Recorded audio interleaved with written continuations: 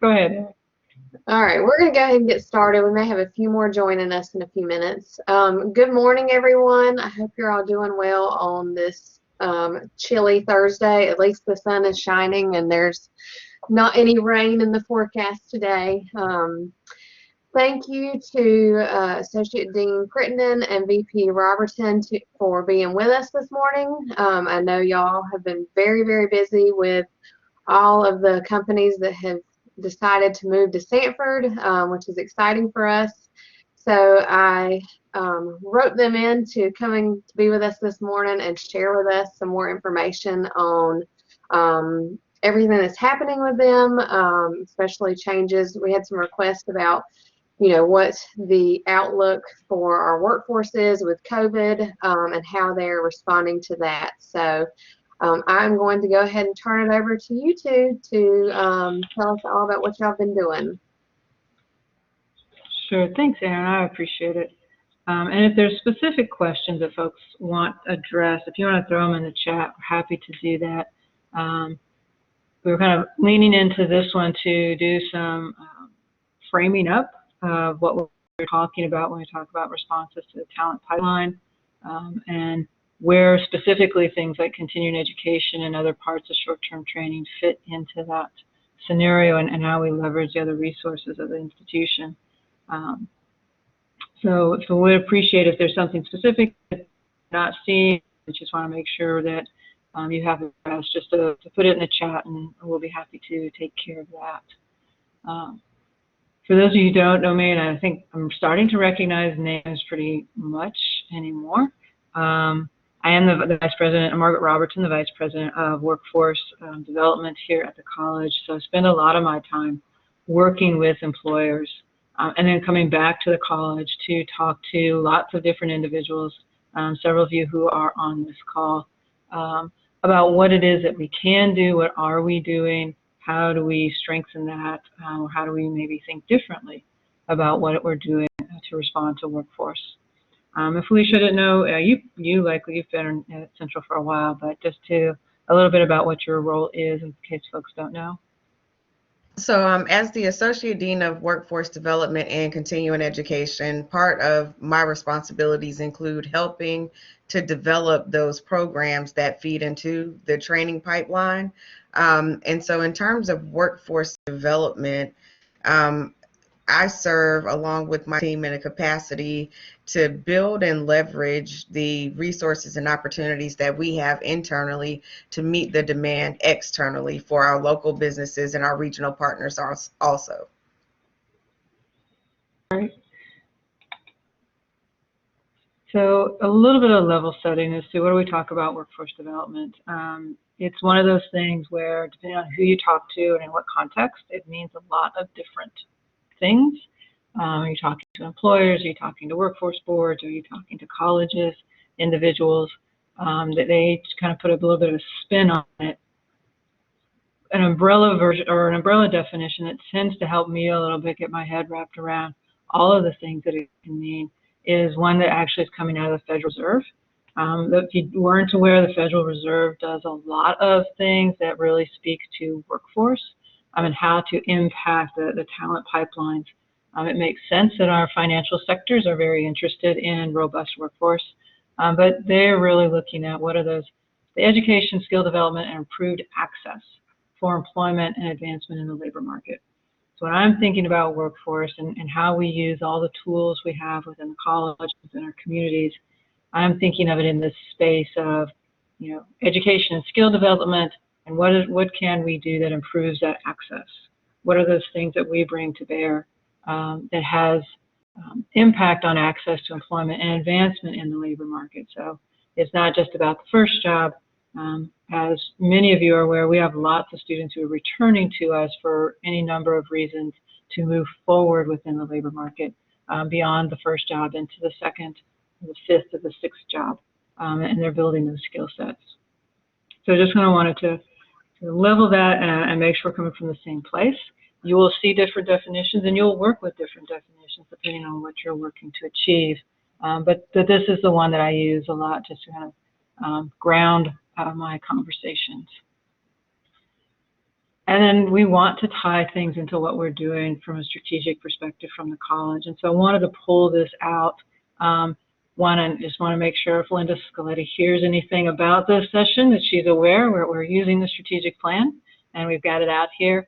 But it really does align. Fostering individual, community, and economic development. That is our mission. That is a huge, if you think back to what we were talking about in workforce development, there is that connection there, right? And when I pull out the values, the one I think about is opportunity, those actions that provide pathways.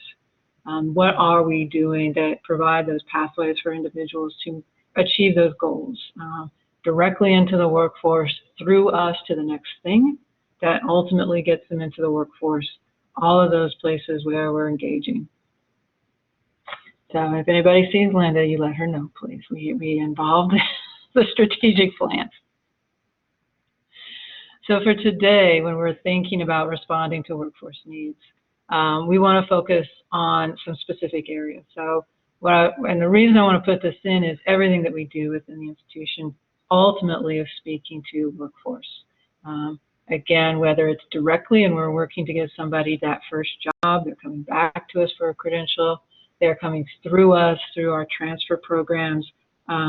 Ultimately, though, their intent, I hope, is to join the workforce and to become members of that labor community and what's going on. So I want to clarify that I truly think the entirety of what we're doing, student services, all of the programs that we have, the different academic programs are part of workforce. Today, though, I want to focus on these 4 pieces specifically. So we're going to talk a little bit about how they bridge and how we utilize some of those other pieces of the college to be that response. So, and I don't necessarily see any of our CCR folks right here with us, and we're not going to spend a lot of time on these things. I'm hoping most individuals know what the programs are, but obviously we have a College and Career Readiness, which is not always considered part of workforce, but it absolutely is. It is the piece that says, how do we make sure that we've got individuals who have those grounded points of education that enable them to move on. It's no longer a scenario where you can get a job without some sort of high school equivalency, let alone a post-secondary credential, and move into those jobs that family sustaining or living wage kind of employment opportunities. And so this, for many of our students, is their first step, is to get that high school equivalency, that high school diploma, or they're coming through a lot of our ESL students. Some of them are both getting some of these literacy skills, but many ESL students have those skills from the country from which they're coming to us from, and they're coming to the ESL programs to bring their language skills out so that they are better able to engage in the workforce and to move those things forward. And so all of those individuals, and this is a group of folks that we really need to ensure that we're speaking to and pulling forward into our programs. When we think about recruitment, when we think about trying to look at the next workforce, the next students who are coming through our programs, this is a key area. And in continuing education, I'm going to give the highlights, and I'm going to ask Felicia to get into some of the details when we talk about things like workforce skills and industry certification.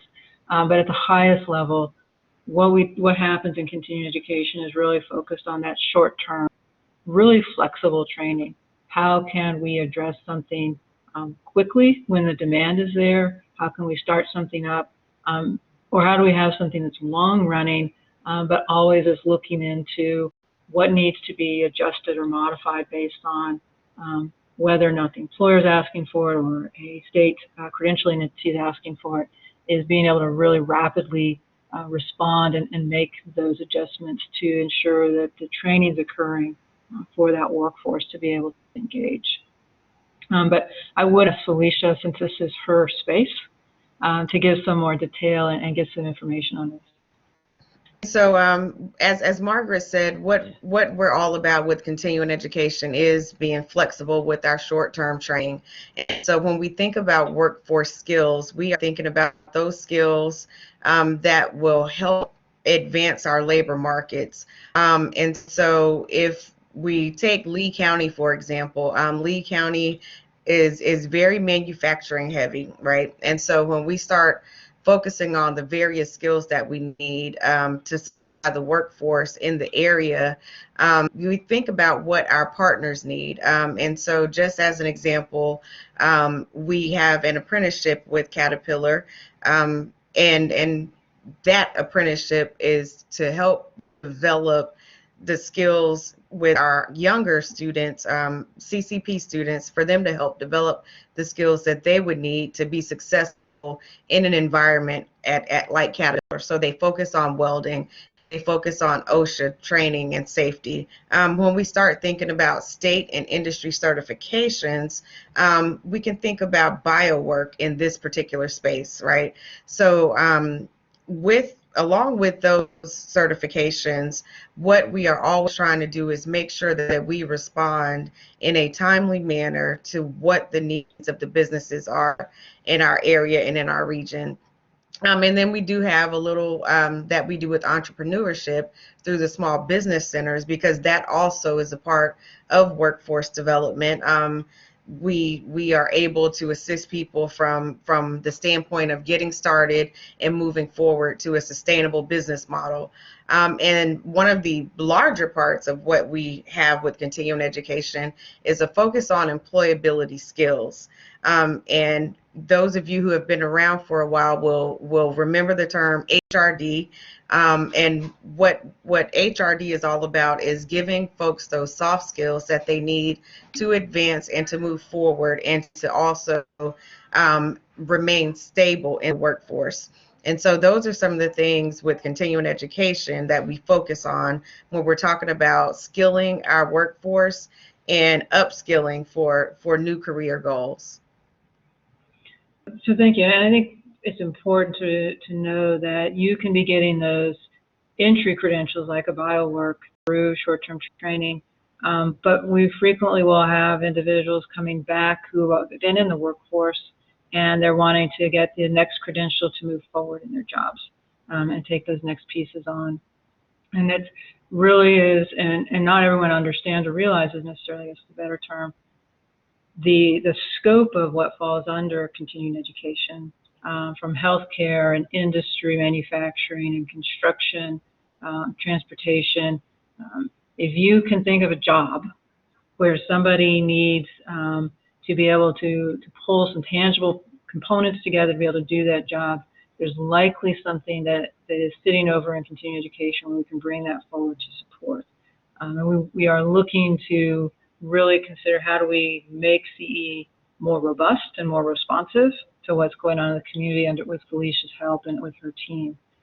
So kind of think of it as the all-purpose tool there, and all the different places it can fit. So do want to just make sure folks, and we want to get through these slides here relatively quickly, but if you weren't aware, we have a customized training program. Customized training is actually legislative in its funding structure. So those are special dollars that the legislators give to the system office, which then allocates to the colleges on a project basis.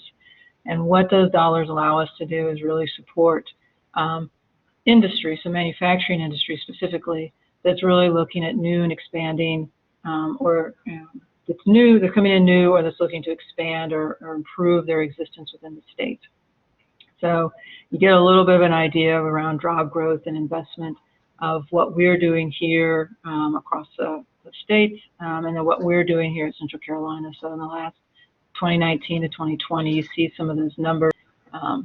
That average cost of trainee number is a really significant conversation back to legislators and to employers. When we talk to a company that might be thinking about coming to our region, customized training is one of the things we talk to them about when they're in that manufacturing space, because it is a huge benefit to a potential new company that the college can come forward with some resources and tools to ensure that they have the workforce that they need in order to come into that community and be successful. And when we're looking at how do we respond to new businesses, very frequently we start with customized training, but then we round out with how do we keep that workforce going. And so that's when we're coming back into the college to have conversations with other areas, whether it's Lisa Smeltzer, who's on the call, so we're going to pick on her, is in biowork or around bioprocessing, and we're saying, what else are we building within the structure of the college, or what do we have within the structure of the college beyond the customized training, right? That's a project, so it's time limited. What are the things that we have that really contribute to an ongoing workforce being available to that employer? That is a huge driver for companies that are looking to come to our communities. That is a really significant piece for companies who are looking to grow, who live here already and are looking to grow within our communities as they come and they have these conversations around how do we have a workforce here that lets us take the next step. And so I think it's important to understand where all those things fit. The college is at that table in those economic development conversations. You want to understand those things. We want to be able to come to you and to say, what does your program look like, or what could your program look like under these circumstances or with this kind of growth, and how do we help make those sorts of actions happen?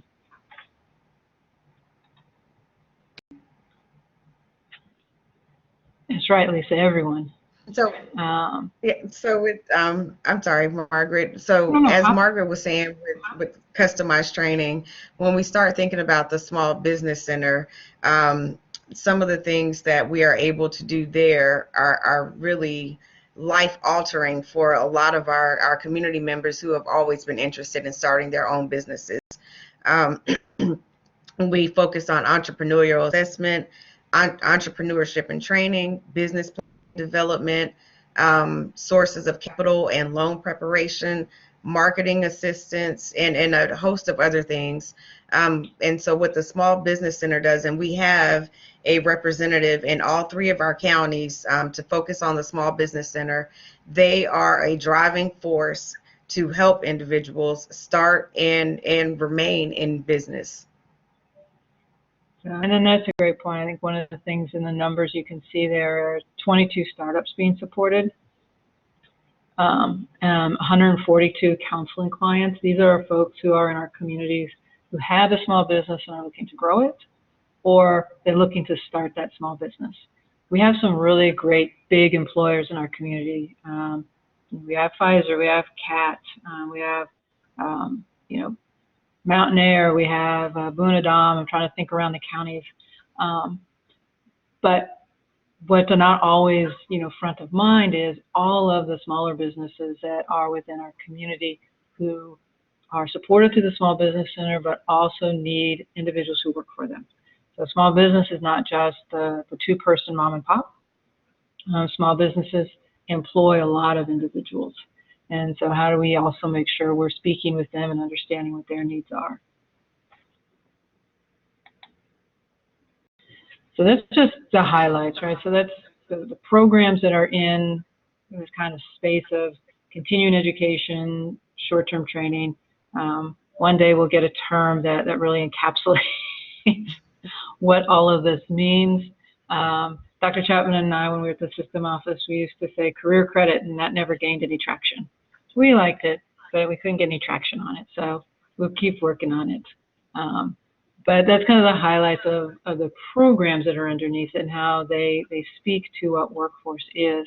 I'd like to take a little time to think about responses and implementation and how we're doing things, some projects that are going on. Hopefully that gives you a better idea of what's possible. If we will talk about a project and it's not in your space, but you can see where there's possibilities, our ask is that you reach out.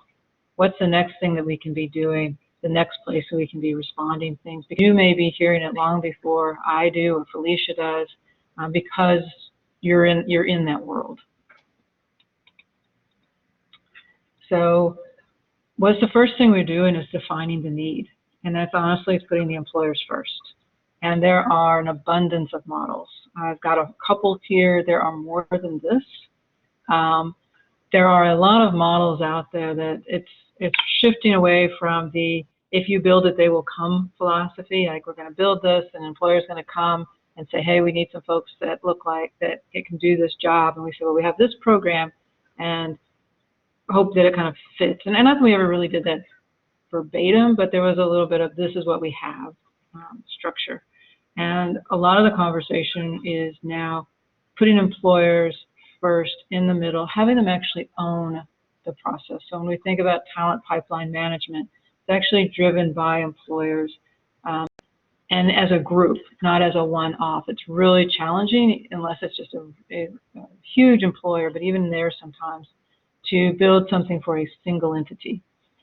It's much easier if we can get them together and have them define their high priority needs and break those down into the skills as opposed to giving the job titles and the job descriptions. You look at even within the community colleges at the different job titles and descriptions and try to match up, and I've tried to, and it's challenging, and that happens in companies as well, right? So you can't just say, give me like job titles or even the descriptions, but really getting them to sit down and talk about skills, break it down to there, and then get them to help define those baseline skills for any sort of job, any sort of scenario they're talking about, because then we can build that back up into what is the learning that's underneath that or that supports that.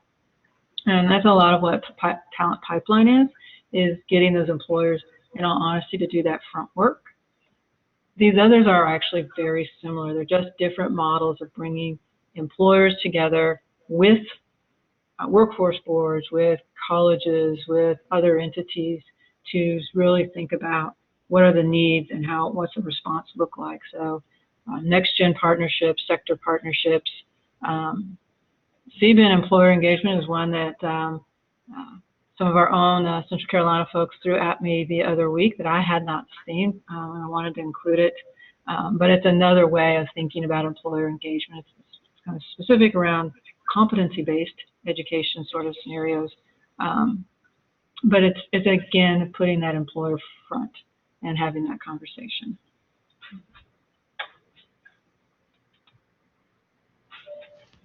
So where we're really at when we start talking about this is leveraging those resources.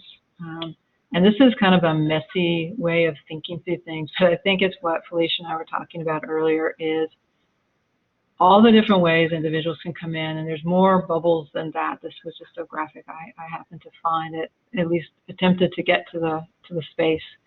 How do individuals come in as we're thinking about how do we address these needs?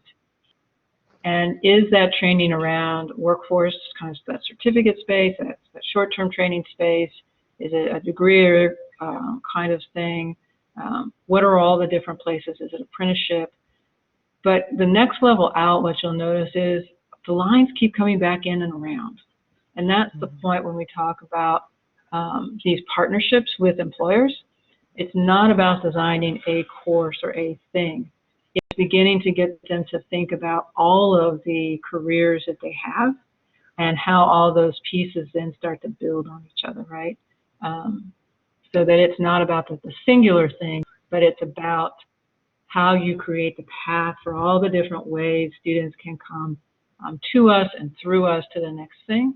And that's really the idea behind this. And it's the idea behind bringing those employers in and saying, it's a collaborative, it's a partnership, it's whatever the term you want to use, but it's not about sitting down and saying we're building a thing and we're going to respond to this need. It's really getting them to agree to engage long-term in a relationship that let us think through their needs a day and as they're going forward and the priority of those needs.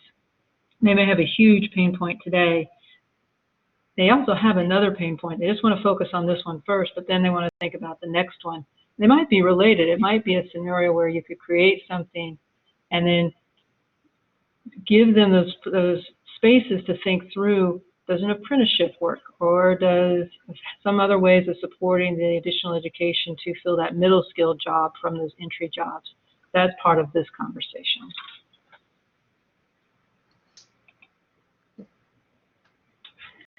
And so an example of what that response looks like, because the other graphic, it's interesting, and I think it does demonstrate the kind of back and forth. But what does it look like when we start applying these sorts of things? And this is a piece of that. We haven't finished this, so this is early days with this collaborative. But in October, we started bringing together manufacturers across our service area to really think about their economic and workforce needs and how we can help them address that. We have a robust manufacturing space within our service area and within the commuting space of the region. And we want to figure out how do we support the individuals who live in our communities to be able to get these good jobs, and how do we support the employers who are in our communities to be able to fill those jobs, to have that talent pipeline available to them. And so what this group is doing now is truly coming together and creating this institute. They'll be signing documents that say we agree to be engaged. This is not about a singular thing, but a long-term relationship. They're supporting things like, how do we make sure that there's marketing and messaging about opportunities? How do we ensure there's scholarships for students? So their first need that they defined was this kind of entry-level production technician kind of role across all these different kinds of companies, these different kinds of things that they created. They had a lot of skills. When we kind of defined them out or pulled them out, we could pull them back into a kind of training. And really this first one they're looking at is coming, it's an industry certification. It's called a Certified Production Technician. And it gives individuals those kind of quality, safety, manufacturing awareness, and mechanical awareness skills that they need to walk into a manufacturing environment. But we're intentionally talking to them about that whole path. And so one of the conversations back into the college, we say what are our next resources is, can we articulate that course into our curriculum program so that students who want to then move up, the idea being is, can we get people to a place they can get that first good job, look within that job across the landscape of opportunities and see where they might find themselves down the line.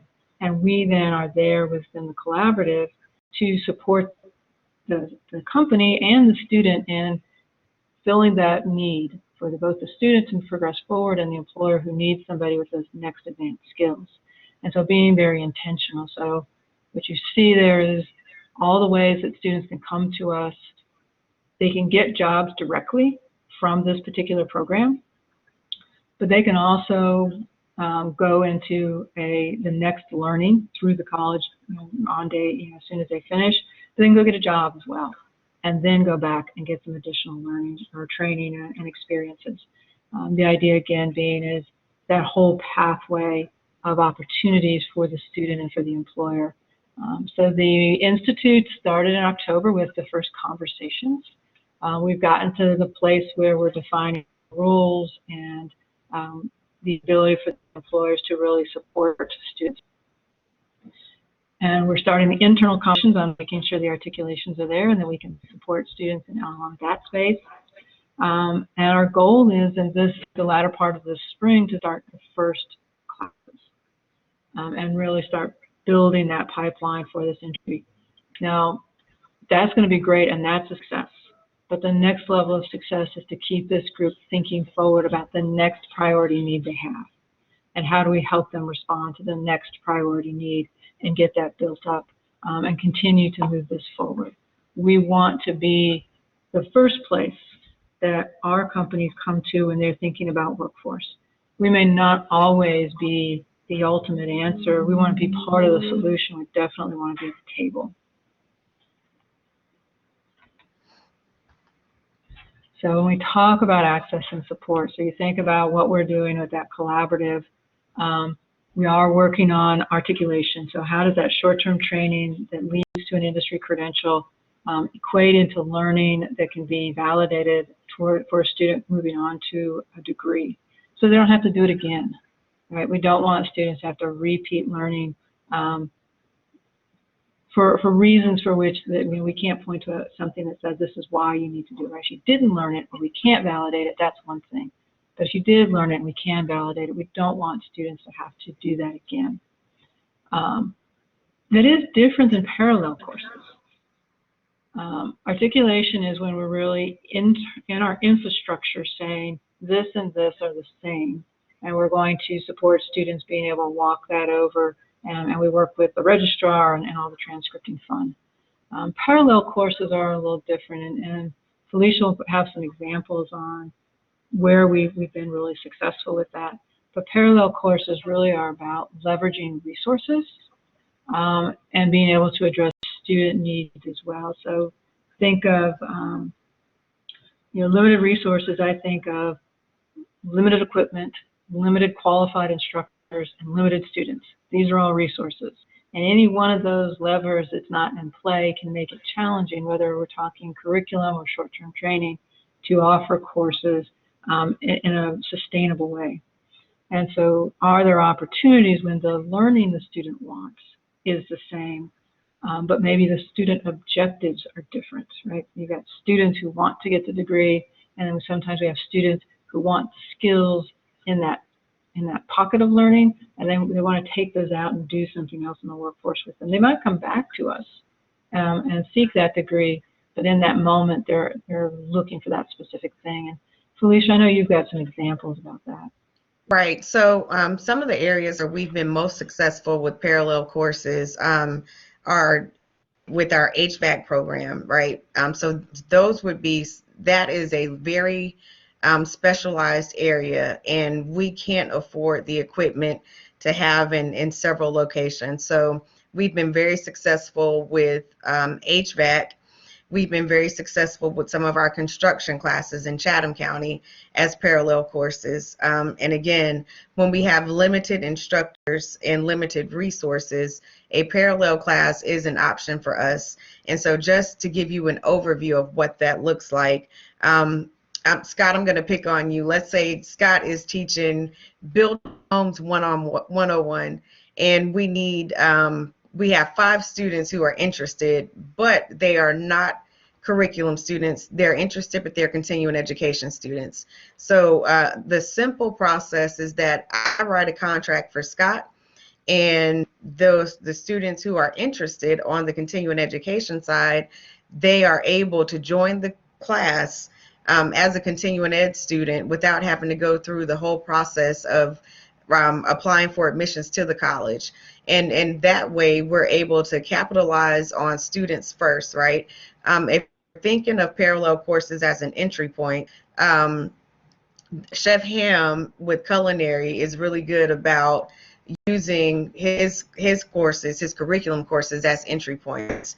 And so the beauty of a parallel course is that those of you who advise regularly, when you get that student who comes to you and says, I want to go to college today and classes start tomorrow, that is one quick way that we can sort of keep them in the loop without turning them away.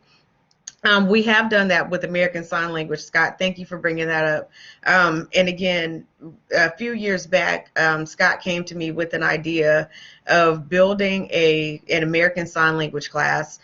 He had an instructor who was teaching it, and I wrote the contract, and it was a very successful opportunity. And again, American Sign Language, that is a skill that not everyone is going to have.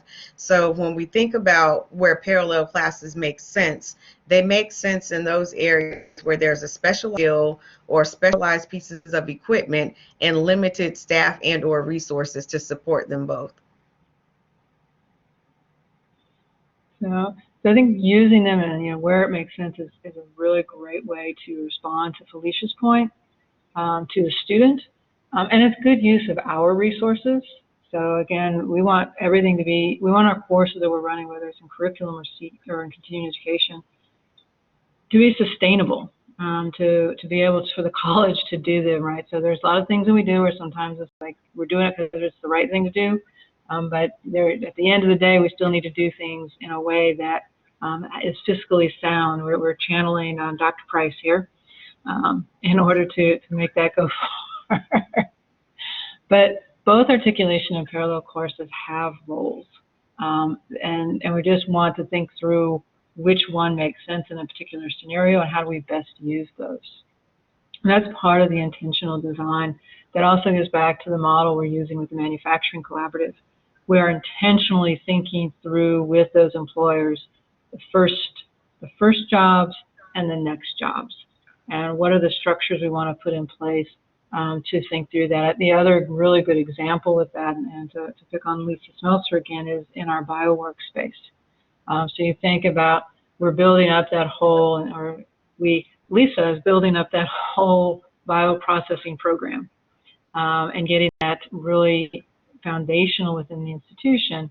It starts with biowork, which is a short-term training program, but there's an intentionality to structure it towards the certificate and the degree, and then on to the four-year institutions, whether that's state or others we have articulation agreements with, so that it's very intentional to give students that opportunity to enter into that first job, but to be very transparent with them about what their career opportunities are and how they move through those next learning options that give them the next job and continue down that path. We're going to be transparent around what their job opportunities are in biotech. They're going to need the four-year degree or beyond. But how do we give them that first step in? Or, as Lisa will remind me, sometimes they're coming back in, right? They're already in place and they're coming back in, they're getting that degree to be able to then take the next role or do the next thing. But that's a really good example of leveraging resources within the college. And it's where it brings advising in, because I think that whether she's always holding that title, but faculty are always advising, and when they're thinking through that whole path for students, that you can talk to a student about here's the first learning opportunity and the jobs that are associated with that, but here's the whole career path opportunity and how you access that. It gives the student a lot of ownership and strength back into what their decisions are for their next jobs. And from an employer perspective, and I always think back to how the employers are viewing this, they need entry-level positions, but if you've read anything in higher ed and around employment and workforce, the middle skills gap. It's not so much always, I think, a gap as an awareness issue of, are folks aware of what those next jobs are, and how do you make sure that they know that the bioworks class is going to get you into that industry. You're not going to make six figures with that job and with that class. That industry has opportunities to make really good wages, but let's be really clear about what this does and what the next step does and the next step and how you achieve those things. And I think that's part of that conversation, and why the conversations that we have here at the college that I have heard in the last several months, where people who do advising are really thinking more broadly about how that happens with a student, to give them those perspectives that things can enter into the college at lots of different points, and what their successes might be. And it's all part of that career messaging as well, and what that looks like. So we have a question in the chat box. With the biowork certification, do we have employer partnerships in place that will give them the on-the-job experience needed for entry into the workforce? We do. So Lisa can shed more information on this, but what we have in place there, our students are able to participate in career fairs with the NC Bio Network. And so that is a good way for them to meet with employers, engage with employers also. And one of the things that we are doing also in support of that, our career and employment training program will be working directly with Lisa this year to start putting those front-end skills in place so that our students can be successful. But we have had a lot of success with our biowork program, and with students actually getting placed into jobs after they've completed the program. And so, Lisa, if you have anything you want to add, you can just throw it in the chat box there. But we do have a working model with biowork so that our students, again, are getting everything that they need to enter into the workforce. Thank you, Lisa. I think it's a great point about on-the-job experiences, both with biowork and with a lot of things. When we're going back again to the manufacturing collaborative, one of the conversations we're having with employers, one of the agreements that they'll make is that they will make themselves available to do things like visit classrooms, to be available for career fairs, to allow for visits to the site. We want to begin building more and more opportunities for employers to think about work-based learning under the big umbrella, which could be, shadowing, it can be internships, it can be apprenticeships, and that whole broad spectrum that lives underneath WBL. So we want to start making that part of our ongoing conversations when we engage with employers, is that it's a benefit to them, huge benefit to the students. And we just want to make that a standard part of our conversations with them, so they're understanding. The more students appreciate what the jobs in their workforce look like, the better decisions individuals make. Even think about manufacturing. It's really different to work at Boone Adam versus Caterpillar versus what it will be to work for Barat Forge. The better students understand what those experiences might be like and their fit, the more likely they are to be successful and they take that job and to move forward with it. And employers like scenarios where they don't have a lot of churn. They're going to always experience some, but things that we can do to help them minimize that are positive both for the employer and the student.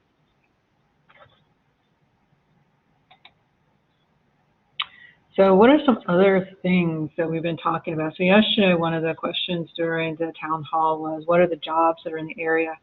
And I did a little bit of a look out into, we've got a tool called Jobs EQ, which if you're not familiar with that, you're probably familiar with Burning Glass or NC. They do a lot of things around looking at projections. And one of the things they do is they go out to job postings through Indeed and Monster and all the others that are out there, kind of pull them in and regionalize them and do some analysis. So took a look there, took a look at some of the information from the North Carolina Commerce's Labor and Economic Analysis Division. And the reality of it is we have a lot of different kinds available in the community. We have big companies, and big companies will hire a lot of folks who have specific skills because that's their primary role. And they'll also hire a lot of folks who have other kinds of skills, right? So Caterpillar hires a lot of folks in welding, but they hire a lot of folks to do accounting and other things like that. So I think it's hard in a region as big as ours to say this is the thing. What we are seeing obviously is a lot of advanced manufacturing, a lot of sciences, which is going to influence kind of those really big pipelines of talent needs that are going to be out there. But some of the places that we're having active conversations now, we have a new project, Transportation Regional Career Kickstart. So it's TRUCK. We were trying to be a little cute with an acronym. If somebody has a better thing, I'm all for it because I can never remember what it stands for when I see TRUCK. So I'm welcome suggestions. But what it is effectively is we had some funds from the Foundation to be able to respond in a regional way. And by regional, I mean it will be a collaborative effort with Randolph Community College, Sandhills, and Central Carolina as the lead, where we're going to be developing a program that looks at transportation, distribution, and logistics pathway opportunities. It's going to start with truck driver. We have huge demand across that big footprint for folks with CDLs. Lots of different kinds of businesses hire folks who have a CDL. But beyond that, and really thinking about the growth of distribution and logistics, supply chain kinds of opportunities, is looking at the capacities of those three institutions, talking to our faculty, talking to our businesses, figuring out what makes sense given current capacities and resources, where we could have additional programs in that transportation, distribution, logistics umbrella, and being able to advise and speak with students across three institutions so that none of us have to stand everything up. But all of our students and our employers get the benefit of a broader umbrella of opportunities and things to do, and how do we leverage that sort of thing. So that work has just started. In fact, Felicia just got the job posting out for the coordinator for this, but we're really looking forward to looking at this as a model. I think how we leverage across multiple campuses, multiple colleges, is a way to stretch resources and really speak to employers in a way that's meaningful to them. We have a very valid reason for thinking about surface area. And we have rules in place around surface area. Employers don't care about surface area. Employers don't care about county lines. And so I think leveraging resources, being able to actually provide our students access to more things is a model we want to really investigate and see how we can move that forward. Other areas where we're having conversations, obviously Felicia mentioned culinary, construction, information technology. We're always looking for the next thing where employers are ready to engage. And I think that's probably the biggest piece of it. Are the businesses at a place where they're ready to think that through, not as individuals? I mean, we don't always talk to an individual business and see what their needs are and see how, where we fit and how we can help them. But when we're talking about these big things, it's really, do we have a group of individuals who need those similar skill sets pulled together where we can have those conversations? And one of the things that I kind of wanted to, is about these opportunities. We talk about parallel courses, we talked about articulation. We didn't talk about is this idea of micro-credentials or badges, or there's a couple of different terms out there. But it's one way I'd like to think about how we can support students who are going through our curriculum programs, but might want to ensure that they have some industry credentials as part of the package of what they come out the door with. Some of the things, and this is just an example, is that continuing education can offer those insurance classes that prepare individuals to take the pre-licensing classes so you can get the license to sell different insurance. They're already aligned at the state level. Is it valuable for us to have that conversation, think through that, and to offer those opportunities to our students through short-term training so they can add those into their curriculum programs to have that access? Had a lot of conversations when I was at the state with the Independent Insurance Association.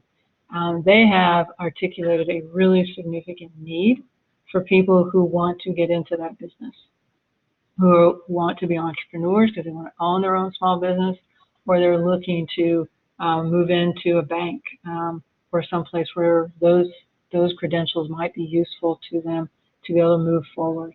And I don't know if that's one for us, right? Because that's an example.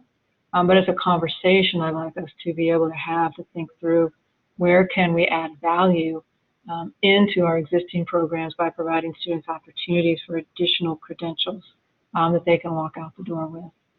But pre-apprenticeships, apprenticeships, entrepreneurship, all of this is part of the opportunities that we have in front of us today and things that we want to think about how we connect them into these solutions and what we're trying to achieve with employers. Anything on any of that, Felicia, that you want to kick in on? One thing that I did want to mention is like, as we're talking about these opportunities and these programs that we're working on, and especially the collaboratives, when we think about the pipeline, as Margaret mentioned a few slides back, we have the students, right? So if we think about pipelines and developing that talent, an ideal space for us is to start with where we are. And so that would be, with our college and career readiness programs, or with some of our students who may be participating in the Youth Build program. So we can start with where we are and move those students through our pipeline and push them into the opportunities that we know are going to be available, and the opportunities that we know are going to help provide them with a life-sustaining wage. And so these are really what we're focusing on when we're thinking about all the collaboratives, all the partnerships, and all the initiatives that we enter into. What is it that's going to give our students a life-sustaining wage, right? And so we have the people, we have the students. Our job at this point is just to put the information out there and make sure that enough of us internally and externally know about the opportunities so we can push those conversations forward.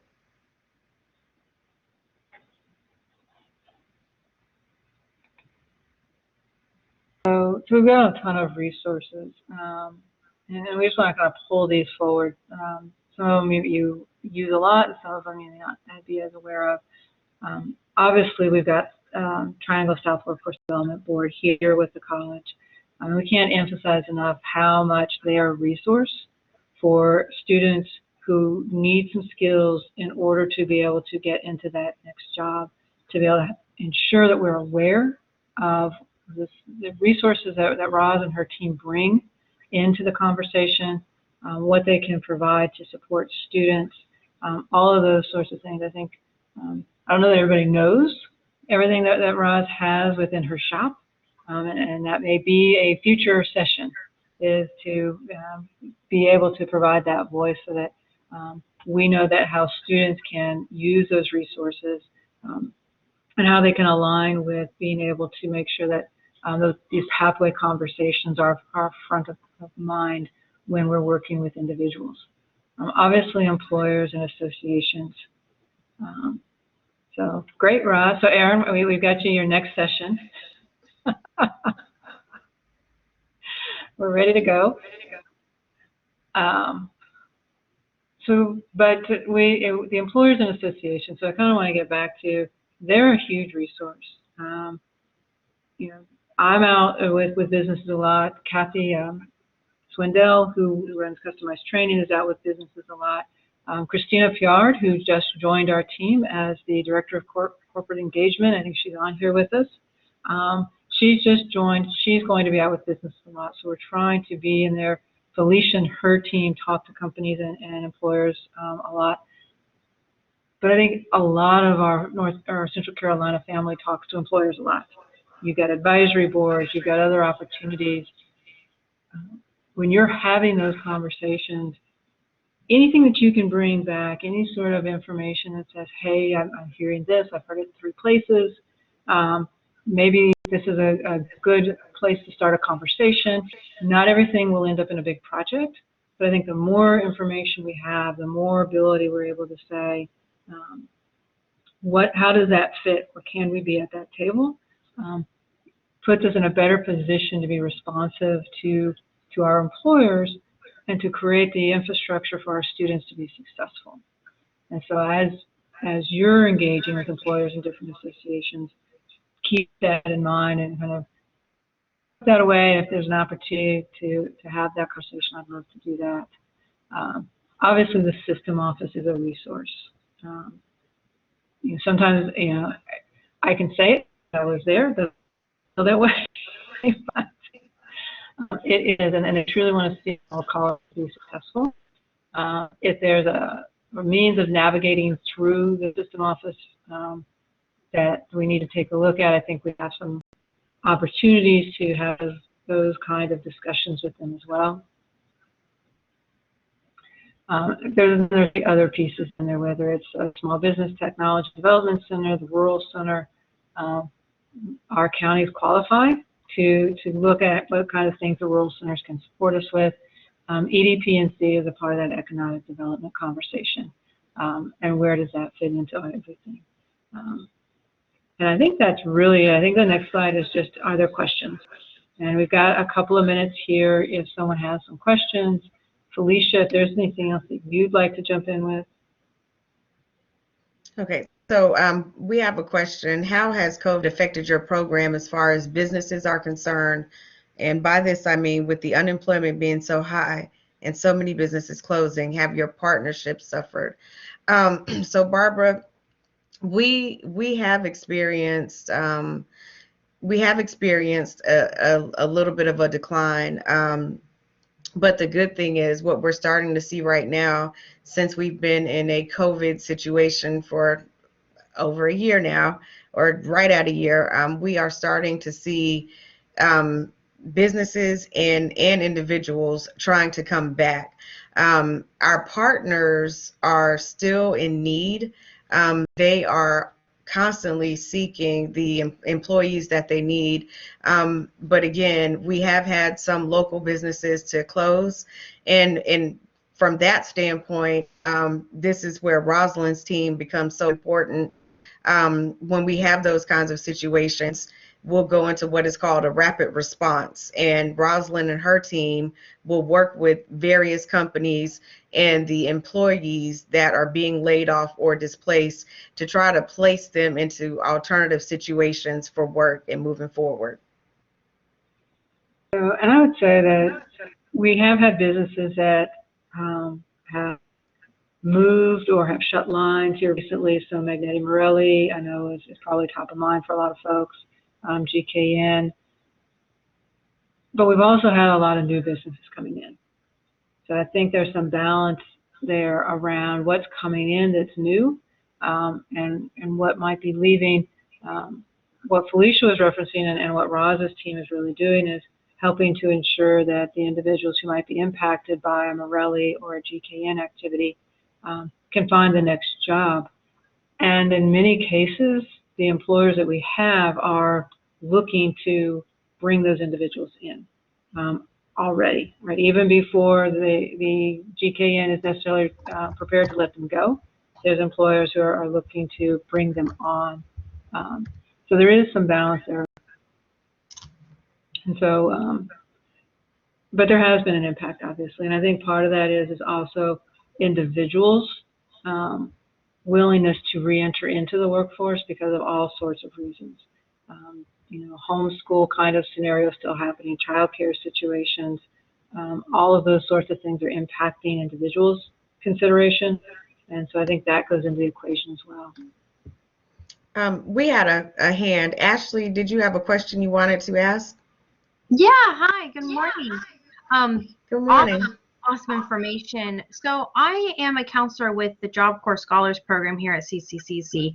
And so we have our mission aligns very closely to yours. We're really geared towards the continuing education, getting students into the workforce, making livable wages, etc. So my question is, I know that there was briefly mentioned like the Cannon Foundation, and I know there's some other scholarships and resources available. As we're trying to recruit for students for our program, a lot of them are kind of surprised that there's programs at CCCC that will cover their tuition, cover the child care assistance. Is there any ideas on not only for us to reach out to those students, because we are always looking for suggestions on how to improve recruitment, but also get the information out there that this is a possibility that we could pay for you to receive these education courses and go into the workforce. So essentially, I think it's two questions I was asking, sorry. One would be, how can we reach out to those students and say, hey, we have this? Also, two, what ways can we advertise to our partners and community to let them know that this is an opportunity for them? Yep. So we can work directly together to help get that information to your students. We have directors in all three of our counties. And so from that standpoint, as far as getting the information out there, we can always have information sessions with your students, or however you would like for us to do it. We could easily set up a collaborate session or a Google Meet to get that information out to your students. And then the second part of your second question, repeat that, Ashley. Sure, of course. So I guess the first question you just answered about getting information to the students, but my second question was really geared towards how do we, like the people who come into us, like, or come into the program saying, hey, I'm interested in going to receive these credentials. How do we get the information in front of them that, like, hey, this is great, but we have all the ways that you can pay for it versus out of pocket? Does that make sense? Yes. So you can. We don't necessarily have a situation where we have an advising model. So that's something that we're working on. But you can always reach out directly. You can reach out to me, actually, and I can put you or the students in place, touch with the right people to get them that information. And that's something that we are actively always working on too. How do we get all of this information out to the people who need it in a timely manner? Awesome. Thank you so much. I definitely hear an opportunity for collaboration there. So I will definitely be following up with you. Thank you so much. Thank you. That'd be great. So we've also got a new technology solution for Destiny One coming in for continuing education. I think that's going to be an opportunity to get this kind of information out to students a little more directly, in a way that we may not have had up to this point, with the CE students. And hopefully by Felicia this summer, we're using that tool, and be able to bring that forward to you as well. And Alex had a question about President Biden's administration's efforts around green energy and sustainability. Are we seeing movement?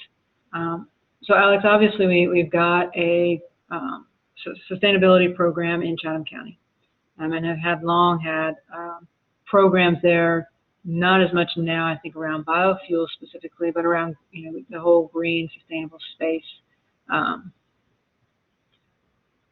I would anticipate that as the Biden administration firms up what they're thinking around green energy and supporting that, as well as what they may be thinking about infrastructure, that there will be opportunities for us to leverage the fact that we already have a solid foothold in responding to green and sustainable workforce arenas, and be able to move those forward. I haven't heard anything specific yet, but I think because we already have that space, that as those things come out of the administration, we'll be well positioned.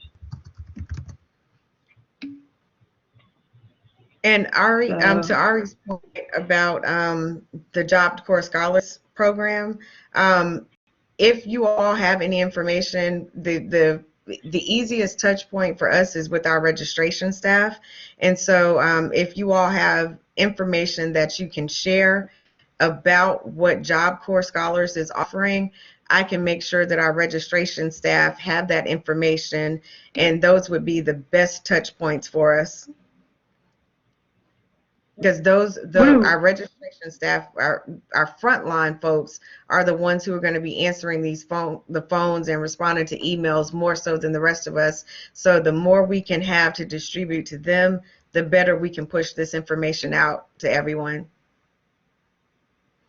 So we have several different registration numbers. I will put my information in the chat box, and I will email you all out some information. So we, hold on one second. So I'm adding my extension in the chat box for right now, but we do have several different registration persons that answer the phone throughout our 3 counties. So it's hard to give just one location, but you can reach out to me, and I can always put you all in touch with the ones who need to receive the information. Or if you email me any information that you would like for the registration staff to have, I can make sure they get that when we have our weekly updates. I think what it brings to highlight, though, for me is we need to think through how we do this in a really effective way. So I think that's another conversation to have. Right. So I appreciate everybody who's been able to sit through this, and if we can answer other questions later on. Oh, Kadisha, did you have a question? Pisidia. Hi, good morning. Oh, Pisidia, I'm sorry. It's been a long morning already. I apologize, Pisidia. No problem. As far as Job Corps, I do have an email address. Most of my information is at work. I forgot the lady's name that is heading that program, but it is jobcorps@cccc.edu. And it's supposed to have some information on there that if people come on and want to get into that program, they can go to that email address. Well, email there for more information, and I think she would respond back to the students. Aaron, you're right. It's Jennifer. It is okay. Okay, yeah. Okay. Thank you, Pisidia. I appreciate that. You're welcome. All right, it is a little after 11. Happy to answer questions, but I do know that folks need to get on with the rest of their day. And so, did we have another point, Facidia? Okay, it keeps popping up at me. Yeah. I think she's gone. Okay, so thank you everybody very much for joining us this morning.